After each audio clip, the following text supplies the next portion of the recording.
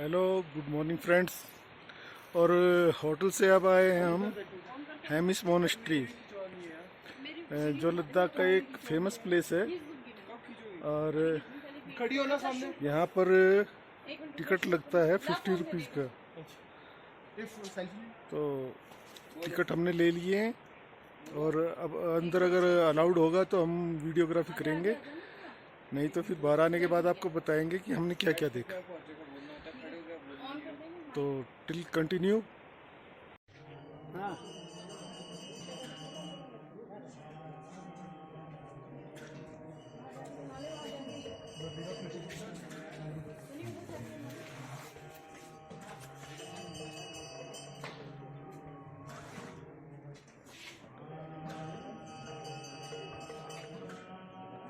और ये लोग यहाँ पे अपना प्रेयर कर रहे हैं, अपनी रिलीजियस प्रैक्टिस कर रहे हैं।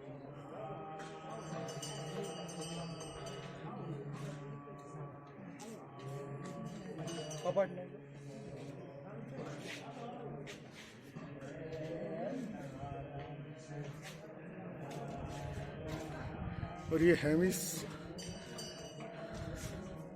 म्यूजियम के अंदर टेंपल है और ये यहाँ पे लामाज अपनी प्रैक्टिस कर रहे हैं।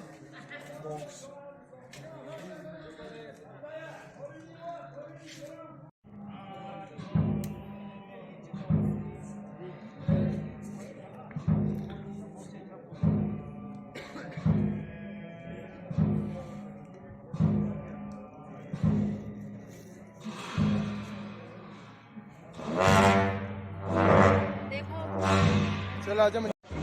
और हेमिस म्यूजियम में हमने यहाँ पे देखा कि 15वीं शताब्दी से लेके 19वीं शताब्दी के हथियार और जो बुद्धा से रिलेटेड जो भी चीज़ें हैं, उनकी पूजा की सामग्री, जिस तरीके से वो पूजा करते थे, जिन बर्तनों में वो खाना खाते थे, बनाते थे खाना। और जो वहाँ पे एक लेपर्ड की और एक टाइगर की स्क्रीन भी देखी हमने। और उस टाइम की 15वीं शताब्दी की, 16वीं, 17वीं, 18वीं शताब्दी, 19वीं शताब्दी तक की तलवारें हैं, 15वीं शताब्दी की पिस्टल है, गन है और बहुत सारी चीज़ें, हाथी दांत है। काफ़ी कुछ है जो हमारे इतिहास की धरोहर है, जो हमें यहाँ देखने को मिली। और मैं आप सबसे यही कहना चाहूँगा कि आप जब भी लद्दाख आए तो इन चीज़ों को ज़रूर देखें, जो कि हमारे इतिहास की चीज़ें हैं, वो शायद कहीं और देखने को ना मिले। हेमिस मोनेस्ट्री के बाद हम लोग थिक्से मोनेस्ट्री पहुँचे और वहाँ पे भी बुद्धा टेंपल बना हुआ है, दलाई लामा की फ़ोटो रखी हुई है और जो कि काफ़ी ऊंचाई पर है, जो कि मतलब कि वहाँ पे शांति का प्रतीक है बुद्धा का जो टेंपल है। और मंदिर के आसपास और मंदिर में बिल्कुल भी शोर नहीं, जो कहते हैं जाने के बाद एक असीम शांति मिलती है जहाँ वहाँ पे। तो आप लोग जाएं तो आप भी ज़रूर देख के आएँ थिक्से मोनेस्ट्री। जो है दोनों आर्मी नीचे डाउन हो जाएंगे। इंडियन आर्मी ऑर्डर्स के मुताबिक नीचे बेस पे डाउन हो गए, लेकिन पाकिस्तान ने ऐसा नहीं किया। पाकिस्तान ने छुपते छुपाते हमारे कुछ एक पोस्ट को पीछे से आके ऑक्युपाइड कर लिया। बाद में इंडियन आर्मी को किस तरह मालूम पड़ा, ध्यान से सुनिए। ये ऑपरेशन शुरू हुआ था 45 में 2 मई को। 15 मई को ऑपरेशन लॉन्च किया गया मुद्दो तालों के पास। और उस एरिया में हमारा एक लोकल सिविलियन था, जो कि उनका नाम था ताशी नामग्याल। क्या था जी? ताशी नामग्याल जी हमेशा बेल बकरी उनके साथ मुद्दो तालों वाला इलाके में जो है बेल बकरी लेके जाते थे। और उस एरिया में एक दिन उन्होंने एक हरकत को देखा। पाकिस्तानी आर्मी जो है ड्रेस बदलकर पठानी सूट पहने हुए पत्थर से बैंकर बनाते हुए देखे। उन्होंने कंफर्म किया कि ये लोग जो है पाकिस्तानी आर्मी है कि कोई इंडियन आर्मी है।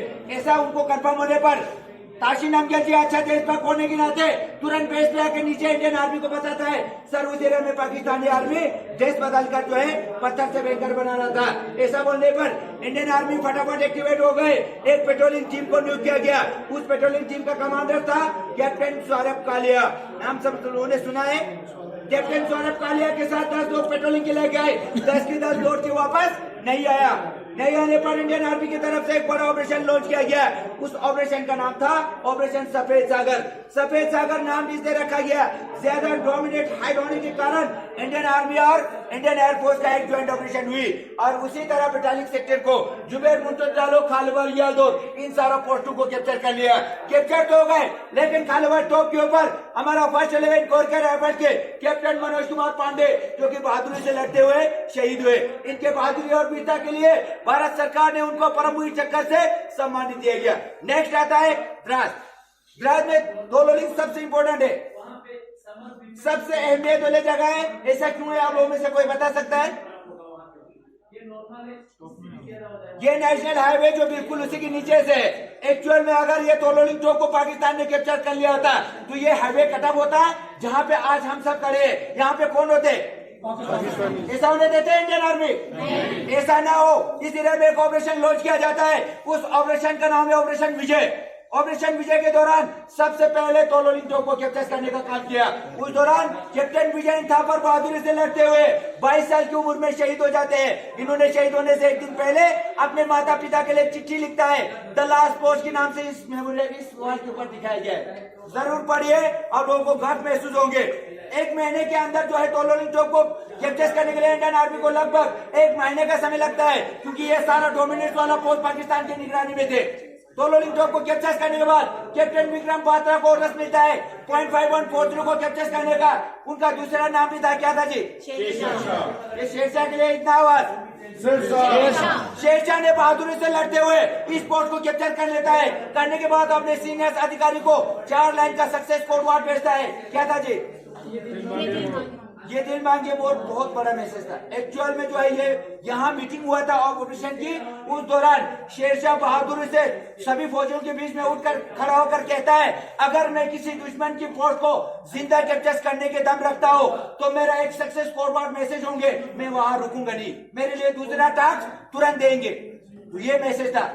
जैसे उनको जो है उनके सीनियर्स को ये दिल मांगे मोड़ करके मैसेज नीचे मिलता है तो उनको समझ में आता है शेरशाह ने बहादुरी के साथ दुश्मन के पोस्ट को कैप्चर कर लिया।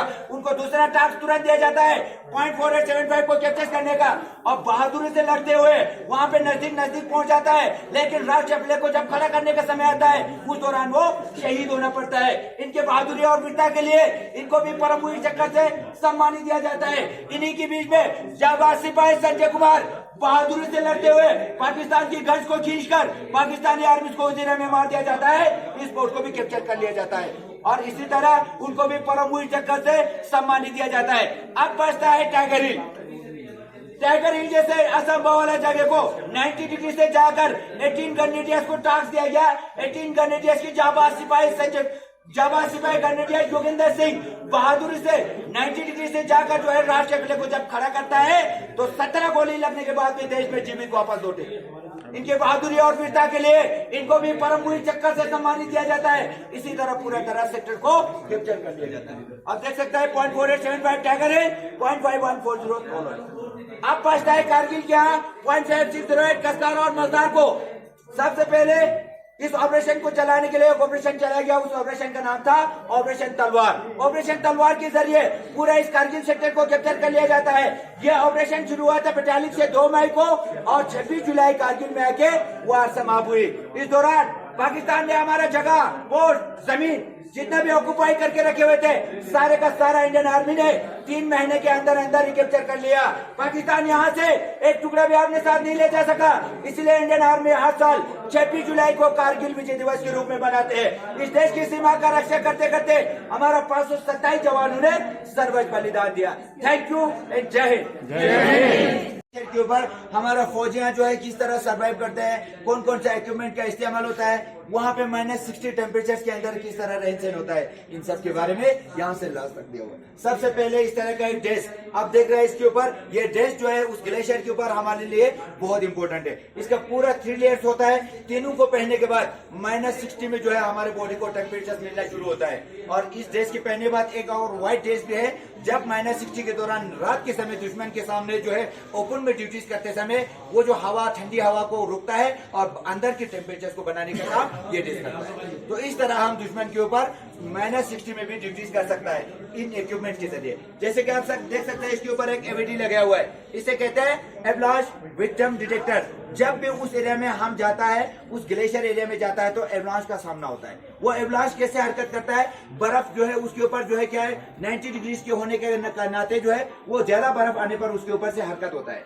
तो कभी कभार हम लोग उस रास्ते से जा रहा होता है, नीचे 2 फीट 2.5 फीट बर्फ होता है, तो वहां हम 45 केजीज वेट के साथ जा रहा होता है, तो एकदम से हम उस एरिया को पार नहीं कर पाता है। ऐसा होने पर कहीं एक बार जो है एवलांच हमारे ऊपर गिरता है, तो सबसे पहले एवलांच अगर हमारे ऊपर आता है, ट्रेनिंग के दौरान सभी फौजियों को सिखाया है, अगर एवलांच आया तो उसके सामना करना सीखो। वो सामना कैसे होता है, बिल्कुल हम सबसे पहले इक्विपमेंट्स हमारे लिए इंपॉर्टेंट है। वो इक्विपमेंट लास्ट मोमेंट तक फेंकता नहीं है, ताकि जो है अगर बिल्कुल एवलांच बिल्कुल नजदीक पहुंचता है तो सभी लोग उसकी तरफ मुंह करके इस तरह इक्विपमेंट को फेंकते हैं, सभी लोग पीछे मुड़ कर इस तरह तैरने की कोशिश करता है। ऐसा करने से क्या फायदा होता है, ऐसा करने से हम बर्फ के ऊपर से ऊपर रहेंगे, ये फायदा है। ऐसा होने पर हम लोगों को बर्फ के अंदर ज्यादा समय तक जिंदा रह सकता है। तो हम लोग जो है इस तरह जो है हरकत को करते हैं जब लास्ट मोमेंट में आता है। अगर हम सब लोग दब गए तो हमारे लोगों तक जो मैसेज कैसे पहुंचेंगे, जो हमारे जो है रेस्क्यू टीम तक, हम सब में बीच में एक जो है क्या होता है सिग्नल मैन होता है, जो कि मैसेज पास करता है। हर जगह 10 मिनट में मैसेज पास करता है कि हम लोग जो है इस रास्ते से जा रहे हैं, हम सभी लोग ठीक है, इतना मैसेज दिया जाता है।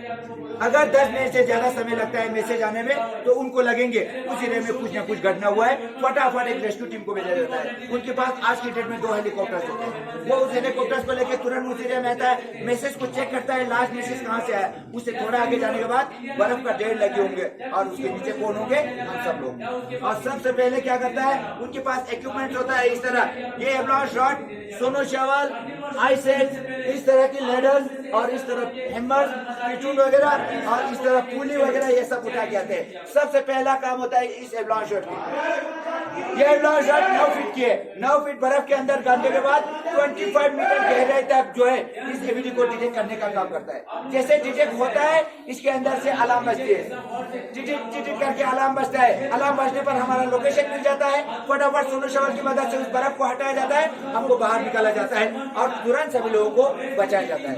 आज की डेट में रेस्क्यू इतना फास्ट हुआ है कि सभी लोगों को तुरंत बचाया जाता है। लेकिन एक समय था, हमारे पुराने जो फौजिया थे उनके लिए जो है वहां से रेस्क्यू टीम चल के आते थे, तब तक वहां 7-8 घंटा 9 घंटा हो चुका होता है, तब तक उनके साथ बहुत कुछ घटना होता है। तो वो सब भी जिंदा तो होता है, लेकिन उनके हाथ जो है ये गलत कुछ टाइम निकाल चुका होता है, तो उस समय उनके हाथ जो है फ्रोजन के शिकार हो चुका होता है। वहां से तो हॉस्पिटल के लिए भेजा जाता है, लौट कर आते हैं तो उनके उंगलियों और हाथ काट के आता है। ऐसा हम पूछा जाता है क्यों होता है कि डॉक्टर का कहना है वो धीरे धीरे उनके हाथ मुंह में जाके फैल जाती है, एक दिन पूरा उसके हाथ काटने का नौबत आता है, इसीलिए ये सब किया जाता था। लेकिन आज के समय इस तरह की घटना होने से हम बच जाते। और लेह के साइड सीन मोनेस्ट्रीज वगैरह देखकर हम इंडियन आर्मी का म्यूजियम है हॉल ऑफ फेम, वहाँ पर गए और वहाँ पे हमें कारगिल वॉर के बारे में बतलाया गया। और जो हमारे सोल्जर्स अपना ग्लेशियर्स में इक्विपमेंट यूज करते हैं, जैकेट्स वगैरह, ग्लव्स वगैरह, बैग, बूट्स और रॉप वगैरह और जो भी हैं वो दिखाई गई। और उसके बाद एक मसाल दिखाई गई जो कि विजय दिवस के रूप में 26 जुलाई को जलाई जाती है। और उसके बाद हम लोग गए हैं शांति स्तूपा, जो कि लेह में काफ़ी ऊंचाई पर स्थित है और जहाँ पर भगवान बुद्धा की एक काफ़ी बड़ी मूर्ति बनी हुई है जो कि शांति का प्रतीक है। और काफ़ी सारे टूरिस्ट आए हुए थे जो कि वहाँ पे फुल एंजॉय कर रहे थे और वहाँ से पूरे लेह शहर का नज़ारा दिखाई दे रहा था।